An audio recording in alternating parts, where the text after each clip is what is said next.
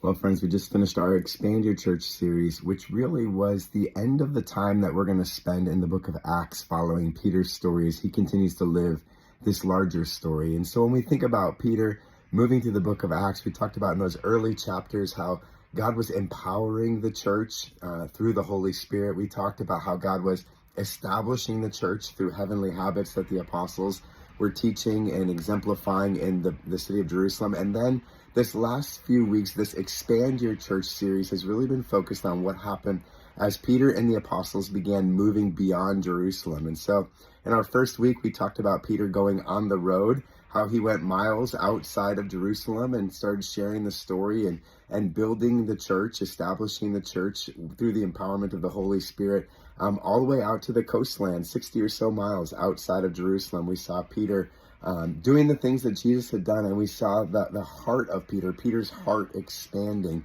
for people far from God. And we saw that especially in the next week, the second week that we talked about, where Peter goes into the house. He goes into Cornelius's house, a Gentile's house, and he sees the Holy Spirit empower and establish that household. And Peter's heart expands again, and he sees that God's promises to the nations are coming to pass, and God is empowering and establishing the church among all the peoples. And he experiences that inside Cornelius's house. And then this final week, the third week, we talked about how Peter was miraculously freed from prison. It looked as though about 10 years into the early church, like that was going to be it. And that was as far as this whole thing was going to go, maybe a few miles outside of Jerusalem.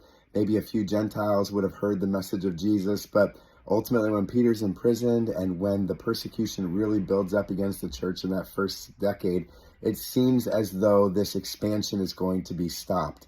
But God miraculously frees Peter, Acts chapter 12, from this prison. And Peter is out of prison and he's back on the road. And it's this beautiful picture of how when we're freed by God, we become the type of people who can liberate others. And so the expansion of the church really builds on the establishment of the church, which builds off the empowerment of the church. All of them are connected to each other. And we just finished these last few weeks up talking about that expansion piece. What does it look like when God is on the move? When God is on the road, when he's going into the home, and when he's breaking people out of prison? It's a beautiful thing to see the kingdom expanding. And God does that primarily by expanding our hearts. It begins in our hearts.